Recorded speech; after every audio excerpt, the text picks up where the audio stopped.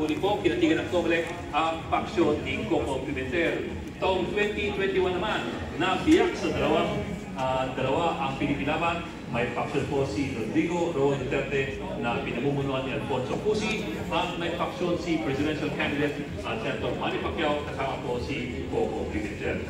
Ang faction ni Cusi, unang inendorso si Sara Duterte bilang vice presidential bet.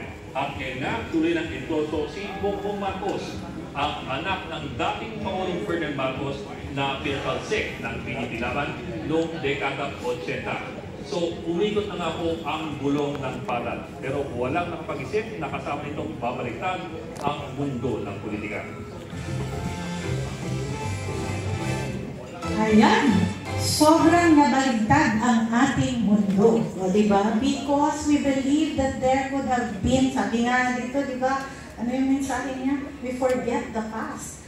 However, paano natin ma-forget ang past kung ang Presidente Rodrigo Roa Duterte na kinalimutan na sana ang past para makausad tayo at pinalibing ang tatay na Marcos sa libingan ng mga bayani, kung ang anak ng Marcos na kunyari nagpasalamat sa pagpapalibing ay isa namang isa sa mga dahilan kung bakit nakidnap at nasa ICC at nasa Hague ang ating Tatay Digong. Next slide muna para mas maintindihan natin. Kung kaya, welcome po tayong lahat, everybody who is joining on our Facebook Live right now. Please share this forum that we have because we expect that more people will learn from us this afternoon and will see the Duterte legacy na kung saan kahit 3 taon nang wala sa poder si Tatay Digong ay ramdam pa rin natin ang serbisyo niya. Next slide.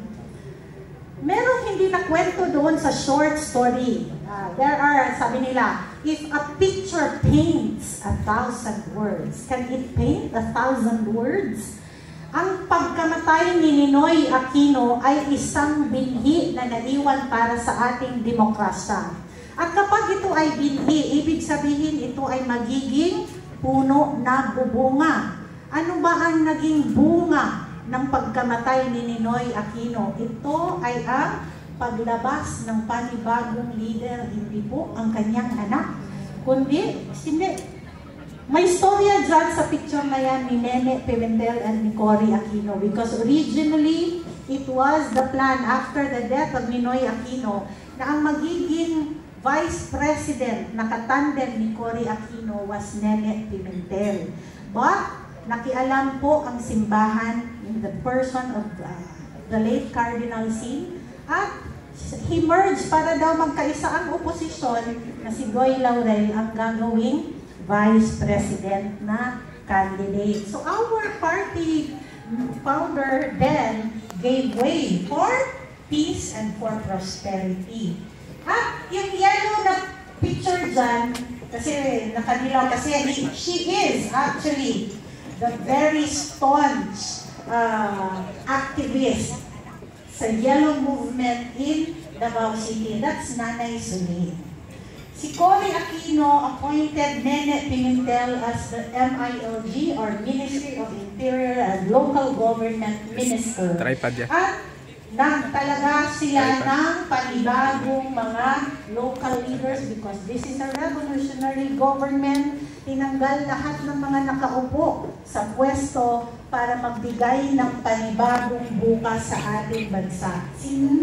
Si Cory Aquino wanted Nanay Soling Duterte, who was a Pinipilaban member also, to be the mayor of Davao City. Nakita nyo kanina doon sa short video na ang isa sa mga prominent figures was Zach Respicio. Sabi ni Nanay Soling, hindi na daw siya ang magmamayor because her advocacy for freedom, hindi dahil gusto niyang maging politiko. Pero dahil sa pagkumbinsi sa kanya, ito po ay si Nene Pimentel, ang isa sa mga taga-Davao ang nagbitbit ng papeles para si Tatay Digong ang i-appoint as Vice Mayor of Davao City and Zach Respicio was the Mayor of Davao City. At sinabi ko kanina, yung binhi na itinanim sa pagkamatay ni Ninoy Aquino ay si Tatay Digong, the revolutionary leader that we have.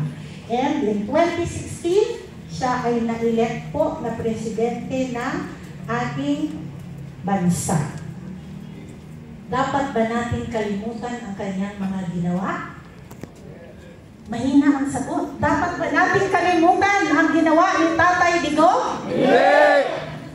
Duterte! Duterte! Duterte! Duterte! Duterte! Duterte! Ayan po. Kaya po tayo ngayong hapon na ito ay nandito upang sariwain natin ang lahat ng mga ginawa ng ating Pangulong Duterte sa loob ng 6 na taon. 3 years after his leadership, nandito pa rin tayo, ramdam pa rin natin ang kanyang mga ginawa. So at this point in time, I would like to welcome our Vice President for International Affairs, Secretary Raul Lambino, to be the moderator of our forum. Pwede po paupo dito. Ayan na, naghanda po ako ng magandang upuan para sa inyo. Okay? And we are very fortunate, of course, to be joined by distinguished women and gentlemen para magpapakita sa atin sa hapong ito ng mga napakagandang gawain ng ating Pangulong Rodrigo Roa Duterte. Magaling ito si Sec. Raul, kaya siya yung ating moderator. Alam niyo naman ito, constitutionalist.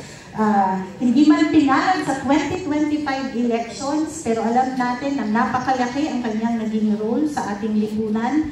Maraming landmark legislations and jurisprudence in the Supreme Court.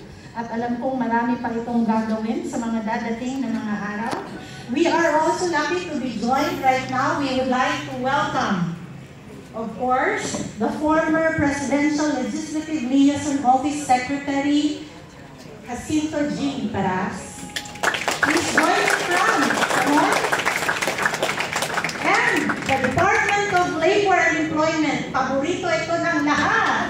Diba? The Department of Labor and Employment Secretary, Silvestre Belot Bello. And isa pa sa mga makikisip, idol na idol to din ng lahat. Pagka dumating siya, alam mo na hinangal ito kasi ang tikas-tikas, di ba? Pag-gitna-gitna ka naman dyan, ayan. We have General Hermogenes Esperon. Okay, and we will open now the first panel of discussions to discuss the Duterte legacy. Please speak your microphone.